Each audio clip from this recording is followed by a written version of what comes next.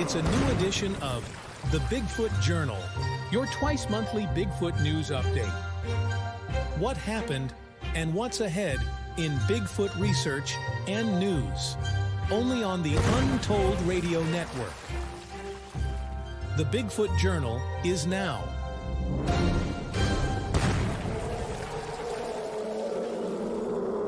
With your host, Mike Luci.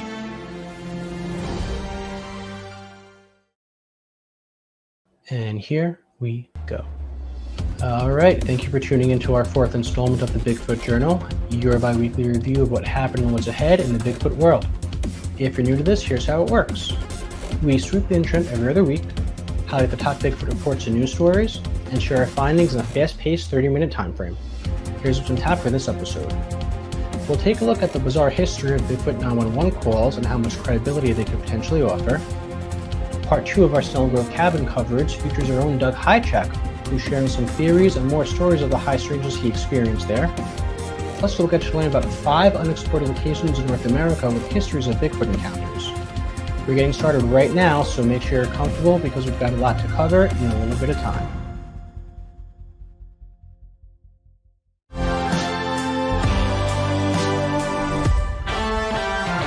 Bigfoot and histories now. 911, what are you reporting? This audio reportedly comes from the first of 2 911 calls made by the same individual. From the information I gathered, it allegedly happened at some point in the 1990s and comes out of Washington State. The first one allegedly happened when the man's German Shepherd was killed after getting thrown over a fence by something. This isn't the first time authorities have gotten 911 calls about alleged Bigfoot encounters. In fact, there are multiple well-documented calls coming from all over the country. You sure it could be people out there messing with you? No, it's not. I think they're big red eyes. This was a particularly harrowing call made by a Bigfoot researcher named Jerry Klein, which allegedly happened in Knox County, Ohio. Klein claims he was sleeping in his trailer when it started getting violently rocked back and forth by what he claims were at least 2 Sasquatches. Although Klein was reportedly inebriated, many researchers believe he sounded sincere and was indeed attacked by something. Police unfortunately get their time wasted by some pretty outlandish 911 calls, including claims of Bigfoot and other cryptid attacks, which makes it that much harder for the subject to be taken seriously. But if you evaluate these calls on a case-by-case basis, you'll be left with a select few, like the ones we just heard, that contain a degree of truth, where the caller truly has or believes they encountered something, whether it may have been a potential Sasquatch or something more explainable. We wanted to find out how much credibility some of these 911 calls could potentially give to alleged Bigfoot encounters. I spoke with filmmaker Eric Pelusios on this particular topic.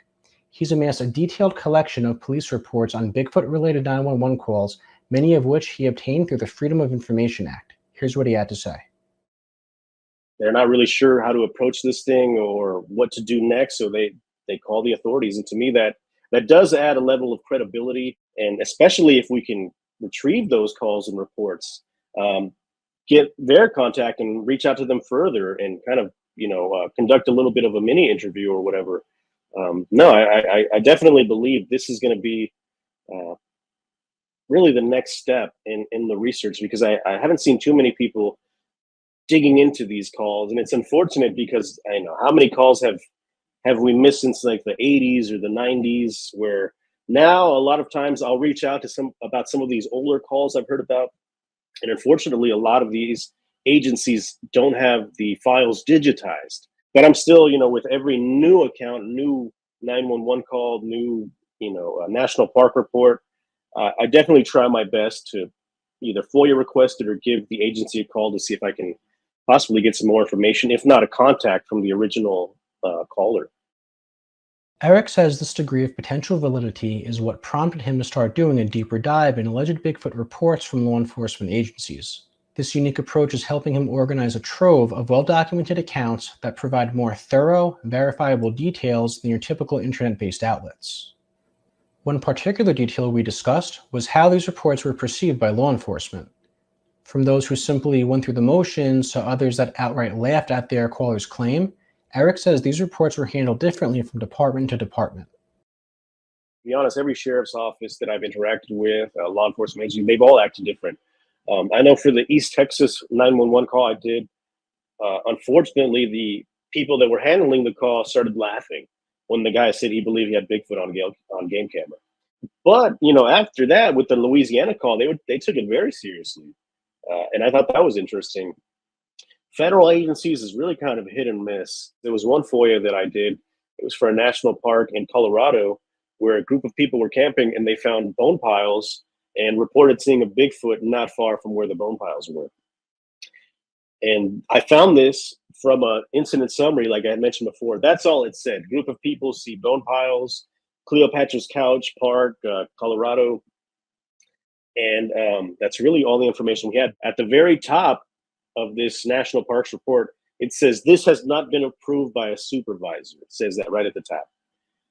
And all it is really is the same incident summary that I had seen initially. And then you get to the very bottom of this report after all the blankness, and you see that it says that a ranger did not go out to this call because they were medically incapacitated to do so.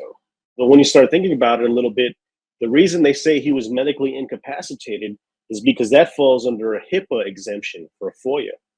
So you cannot FOIA request a HIPAA, any type of HIPAA records or anything like that. We actually covered one of Eric's most recent cases in episode 1 of the Bigfoot Journal. Hello? Hi, is this 911? It is. May I help you? Hi, we are on the Backbone Trail. Our first report roundup covered the story about a group of kids who called police after allegedly encountering a Bigfoot-like creature in Louisiana's Constitute National Forest. Eric was able to acquire a recording of the 911 call through a FOIA request. There was a shadow of a rather large animal. We are in our tent right now. He shared his thoughts on the bizarre case and some of its recurring characteristics that he believes provide a degree of credibility. Louisiana kids, none of these guys posted in like a Facebook Bigfoot group or anything like that. They called the cops, so they're not looking for any type of notoriety.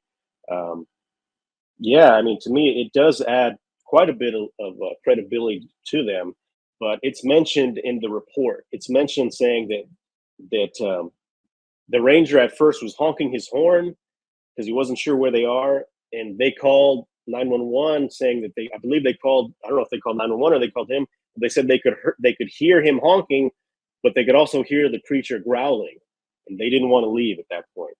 So I think it was another hour or so they were able to locate the campers and walk them out of there. To me, it almost kind of sounded like he felt a little bit embarrassed too, like he wasn't sure. He was scared, and if you're there with a bunch of peers, you really don't want to seem like, you're kind of like a fraidy cat, but I commend him on making that call and getting out of there safely. I want to thank Eric for taking the time to share his thoughts on the degree of credibility some of these 911 calls could potentially bring to Bigfoot reports. Check out Eric's YouTube channel, Media Palace, and his Patreon to support his projects. You can find links to Eric's channel, along with the full 911 recordings we featured in this segment, plus a few more interesting ones in the video's description.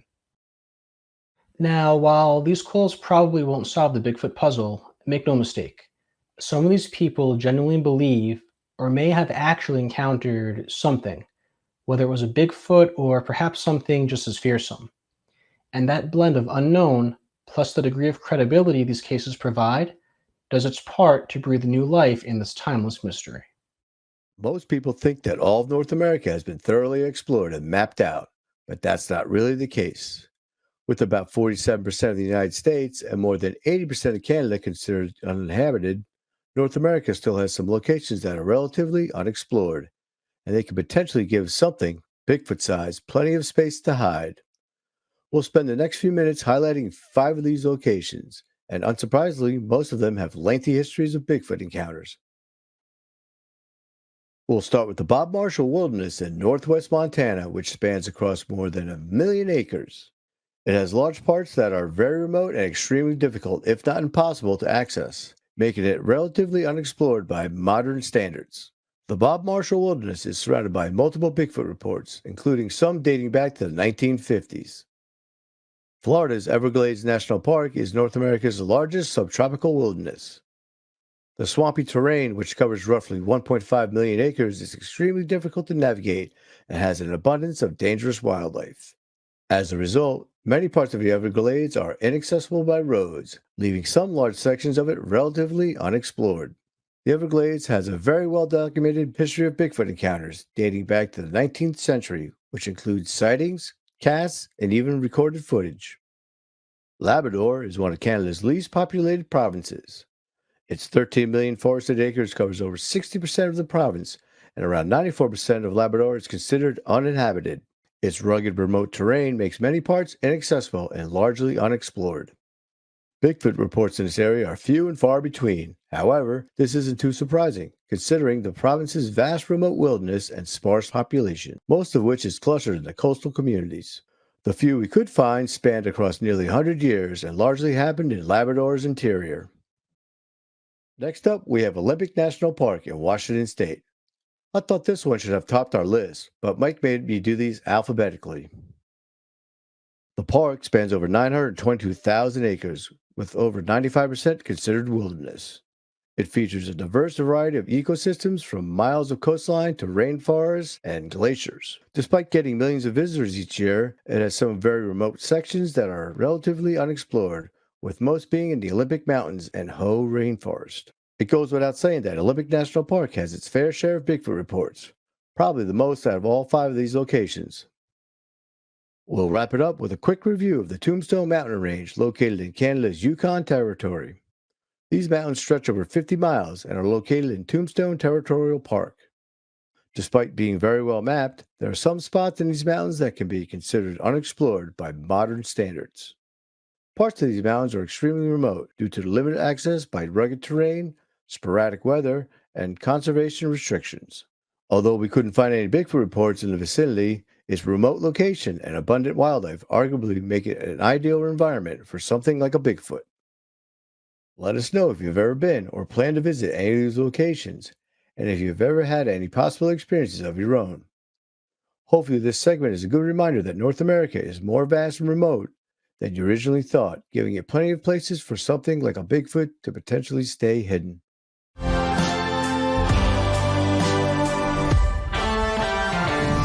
News and updates are now.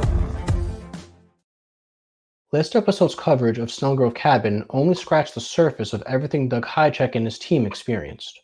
This second part examines more of the first-hand experiences Doug has had at Snelgrove, plus some potential theories behind the reported activity. For more on the story, here's Tobi Crum. So Doug has been visiting Snelgrove Lake for almost 40 years. It was a place he didn't necessarily associate with Sasquatch or anything having to do with high strangeness until one trip, when Doug and some of his friends decided to bring their daughters. We were fortunate to speak with Doug, who got into more detail about his experiences at Snelgrove over the years. The first time it happened, Doug said he heard 2 knocking sounds while fishing, and at camp, both of which were roughly 20 feet from his location. In addition to a late-night exchange of knocks and rock throws, Doug said things took an unexpected turn that night. Hear it from the man himself. I went to the sink in the kitchen by the window that faces the forest, turned on a little light switch that lit up a solar-powered light above my head. And it lit me up like that. It was really bright, quite annoying. And the moment that light switch went on, all hell broke loose outside the cabin. Instantly heard screaming. I could hear instantly running on the roof. I heard pounding on the cabin sidewalls. I heard this continued screaming, almost like from 2 different individuals. And immediately looked up and I could see the skylight was open. So I grabbed this long twirly stick to shut it. And that's when the whole cabin started rocking. Literally lifted off its foundation. And the cabin's up on wood blocks. And that's when I ran in, tried to wake Vlad up, pounded on his back as hard as I could with my fist, ran in, tried to wake Joe up, nothing. And then it quit. It was over. And that was the beginning of the Snelgrove cabin attacks. At least that's what I thought. As you heard Doug say, what happened to them wasn't the first attack this cabin faced. After getting picked up by the float plane, Doug said the pilot told him this pretty unsettling story. And he said, oh, he said, well, you knew the cabin got wrecked, didn't you? And I'm like, no. And he goes, well, something came into the cabin and just literally destroyed everything. He said pipes were bent, cabinet doors ripped off, wood stove flipped upside down, refrigerator knocked down. There was debris, thick debris all over the floor. They had flipped over a 1,200-pound gas tank that was in the shed, but there was no glass broken. And I said, well, do you have photos or whatever? And he goes, oh, I made a videotape for the insurance company. So he sent that to me, and I looked at it, even showed it to bear experts, and they're like, no, this is not bear damage. If you caught what Doug said about this in episode 3, Doug touched on what he was told about the cabin's most recent break-in. And the woman behind the counter said, oh, you guys are all going to Snelgrove. And we're like, yeah. And she's like, did you guys know that cabin got destroyed here a few weeks back? And we're like, say what? No, we didn't know. So Adam goes right away, do you have any photos? Do you have any video? And she's, yeah, because never before had they ever broken the glass. They've done a lot of things, thrown a lot of rocks at the cabin, logs and all sorts of objects at the cabin, but never have they broken the glass. So here there was broken glass everywhere, cupboard doors ripped off, just debris everywhere. It was kind of a mess. And so we walked down to the float plane, and of course the pilot said, where am I taking you guys? And we said Snelgrove, and he goes, oh. And we mentioned the cabin damage. He goes, oh, that's not the whole story, he said. He goes, do you know about the tree, right? And we're like, no, nobody mentioned the tree. He said the day after we got the cabin restored, fixed, took him a number of days to do it, something pushed a big tree over on top of the cabin that almost covered the whole cabin roof. But gently enough where it actually didn't damage the cabin. And I thought, oh man, the chances of that happening, all those things, and bing, bing, bing, bing, kind of rare. And even prior to these incidents, it sounds like other guests at the cabin have seen alleged signs of Bigfoot. Listen to what Doug said about one peculiar journal entry he found at the cabin. And then reading the diary that's been up there forever, it's still there at the cabin. Somebody documented all the wildlife they had seen every day. And one day they had gone on a portage where they keep a small boat where you have to walk on this portage to get to this other boat where you can fish in another little lake. And they had mentioned they found a size 16 triple E footprint, bear footprint on the portage. And they said it's none other than the Snelgrove Sasquatch. That was the only thing that ever associated Snelgrove with Sasquatch in my brain. But of course, you read that and you go, well, it might have been just somebody walking barefoot. In this part of our Snelgrove story coverage, we went more in depth on some of Doug's first-hand experiences. But what could be causing this aggressive behavior in his Bigfoot activity, all he allegedly experienced? We'll return to Snelgrove later this episode to examine Doug's theories behind this alleged activity and why there could be more than just Bigfoot lurking at Snelgrove Lake.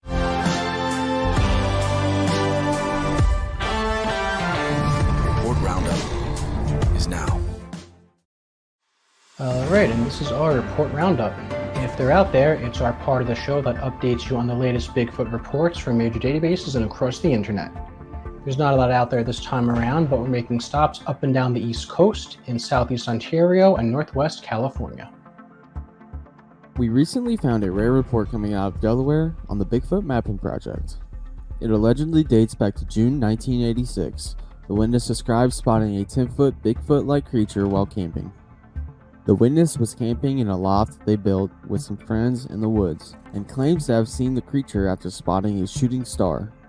The witness estimates it was 400 to 500 pounds and claims to remember specific details like the creature's long swaying arms.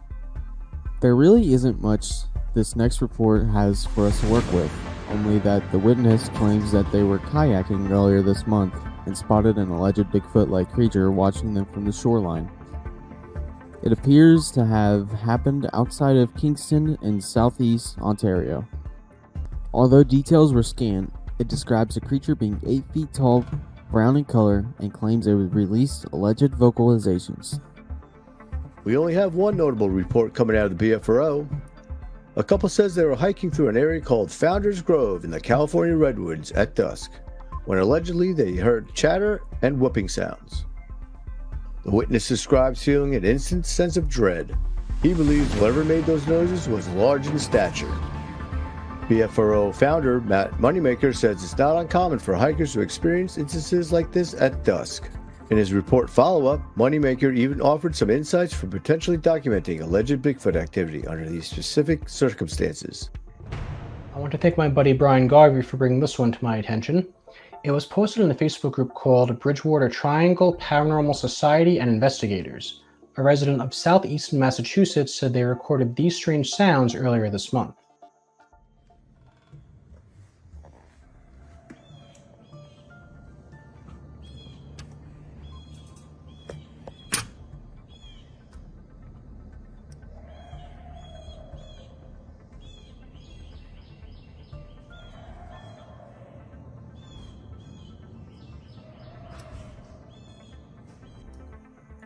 The man says he was woken up by these vocalizations, which he claims went on for about 90 minutes.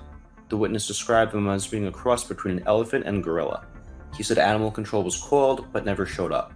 People who listened to the screams proposed they could have come from a fisher cat, bobcat, or bear. The Bridgewater Triangle is a reported hotspot for all sorts of high strangeness, including Bigfoot activity. It's worth noting Southeastern is about 5 to 6 miles north of Hockomock Swamp, where multiple Bigfoot encounters have been documented. And that does it for this episode's Report Roundup. Remember, if they're out there, you'll hear about them, and who knows, maybe the next one happens somewhere near you.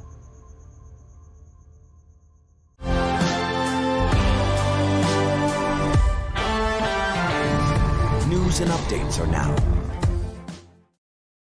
Wrap up our coverage of Doug Hijack's bizarre experiences at Snelgrove Cabin. We'll look at what he believes is causing them and some of the other strange phenomena he reportedly encountered. Doug highlighted 3 main reasons he believes could be causing the alleged activity. Like we mentioned earlier, Doug said he never experienced anything unusual until he and some of his friends brought their daughters to Snelgrove. When I spoke with Doug, he explained why this may have compelled any potential Bigfoot in the area to start exhibiting brasher behavior. And by coincidence, I brought my daughter up, and the other guys had brought their daughter up. And so that may have had something to do with the cabin attack, the interest in us. That's kind of a long-held belief that these creatures are interested in kids. And it may kind of put them at ease, because, you've got children, you're probably okay. You're not hunters, and you're a family. And that may be the reason that certainly this one creature approached so close to that campfire to where when it answered us, it was literally, like I said, 25 foot at most away. Some of the other potential reasons could be more graspable. Since you have to bring any food with you to Snelgrove, Doug says guests discard unused or unfinished perishables behind the cabin, which he believes could have drawn in a potential Bigfoot-like creature and caused it to stay. Doug also brought up a long-standing correlation between both missing people and alleged Bigfoot encounters: berries. During our discussion, Doug spent some time talking about this recurring pattern and why he believes it might coincide with the alleged activity around Snelgrove. In most cases, except in the spring when I used to go there before the blueberries were ripe, nothing has ever happened. And in the middle of August, the blueberries are ripe. And that may be the reason the cabin had activity, because the creatures were in the area. And of course, when these people come into the cabin and stay for their 4, 5, 6 days, they have to leave all the perishables behind. Their extra roll of lettuce, the oranges, the apples they didn't eat, the meat they didn't eat. You would put that way behind the cabin. And that may have been something that habituated these creatures into, stopping by the cabin. And they would be in the area because of the blueberries. Because one time we did go up there in August, nothing happened because the blueberries weren't ripe that year. And yet they had activity and sightings about 50, 60 air miles away at a place called Grassy Narrows, where some native women were picking blueberries, and they ran into what they said was a Bigfoot. These theories might explain some of Snellgrove's alleged Bigfoot activity. However, they may not account for some of the other bizarre phenomena that Doug and others have witnessed. Tobi's going to close this one out with a review on some of these strange experiences at Snellgrove that stretch beyond the scope of Bigfoot. Snellgrove definitely deserves its reputation for alleged Bigfoot activity, but Doug says he's seen more high strangeness occur in this remote corner of the earth. One phenomenon he reported seeing on more than one occasion are red and white orbs both outside and inside the cabin. So the strangeness goes on at Snelven, and last trip was just weeks ago when we were up there with Starlink. Everybody except me witnessed a number of orbs around the cabin, red orbs, and sometimes right outside the window. Now, there's no other sources of light. There's no cities, no cars, no roads. There's nothing that would cause a red light. But the last night, one of the gentlemen reported an orb inside the cabin that he saw when he woke up, a white orb. So I don't know if that has anything to do with Bigfoot. I'm not trying to make that connection, but it's just interesting and very odd, and certainly an odd place to go. But that's not even the weirdest thing Doug says he witnessed. He described seeing some unexplainable oddities literally driving up Snellgrove. Like this account Doug recalled involving a tree. Last year, the guys called us up. We had walkie-talkies in our truck and their truck. And they said that they had just witnessed something that was so bizarre. They said they saw a very tall pine tree, probably some kind of lodgepole pine. And it was literally going like this, like tip to the ground, tip to the ground, tip to the ground. And we're talking about a tree, maybe with a trunk diameter of that. Something that, 5 men can't even budge. And what's perhaps even weirder, listen to what Doug and a few other witnesses described seeing on another drive up to Snellgrove. And then this year, when we made that same trip in the same area, I see what I think is a coyote. As I get closer, I can see it's a coyote standing at the side of the road, right on the white line. Joe sees it. The only problem, this coyote is frozen. It's literally like it's in its walking stance, as if it was stuffed or taxidermy. And I thought, well, that could be a prank, right? And we drove right by it, never moved. I called the guys in the truck behind us, and I immediately said, did you guys see that frozen coyote on the side of the road? And they said, no. We were too busy watching the frozen raven in the air. And I went, what? So they were describing basically a raven in mid-flight that was just frozen too. While Doug clarifies he isn't saying these bizarre occurrences have any ties to Bigfoot, maybe they're signs that the high strangeness stretches beyond Snellgrove Lake. Whatever the reason, it adds an additional layer of intrigue and mystery to this isolated location. There's more Doug and his team said they experienced at Snellgrove, but they're saving a lot of it for Legend Meets Science 2.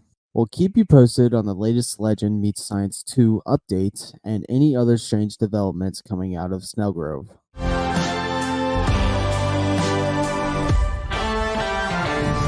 Bigfoot Spotlight is now.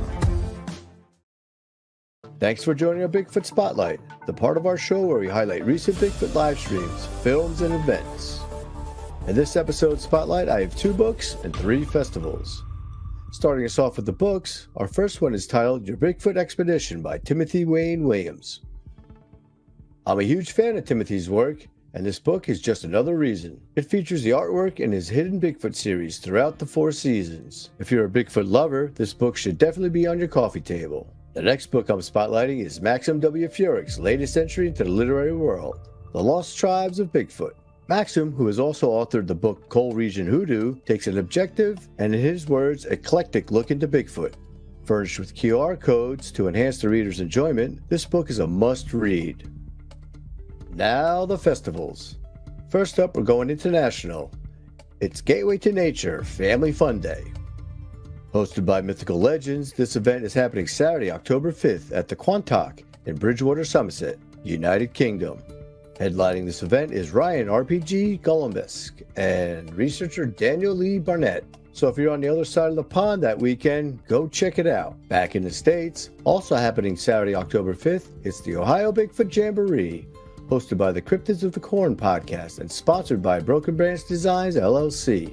This event starts at 9 a.m. at Ada War Memorial Park in Ada, Ohio. There will be an after party at the bowling alley in Ada, advertised as a place where many come to talk Bigfoot and other cryptids. This event should also be a fun day. And finally, I'm spotlighting the 2024 Texas Bigfoot Conference, happening October 18th and 19th at the Jefferson Tourism and Visitor Center in Jefferson, Texas. Headlining this event are Dr. Jeff Meldrum, Lyle Blackburn, and Ken Gerhardt. Don't hesitate, you can buy your tickets now through everbright.com. And that wraps up this episode's Bigfoot Spotlight. If you have an event, live stream, or something else you'd like us to cover, shoot me an email or drop a line in the chat. Mike, take us out. Well, we've got another episode in the books. Thanks so much to each and every one of you for watching. Make sure to check the video description for more information on this episode's segments. And if you haven't already, don't forget to like, subscribe, comment, and share here at Untold and the CARC. If you have any questions, a story to share, or want the CARC to investigate your Bigfoot encounter, shoot us an email or drop us a line in the comments. For Chuck Larson and Tobi Crum, I'm Mike Luci signing off. It's been a fun one. We'll see you next time.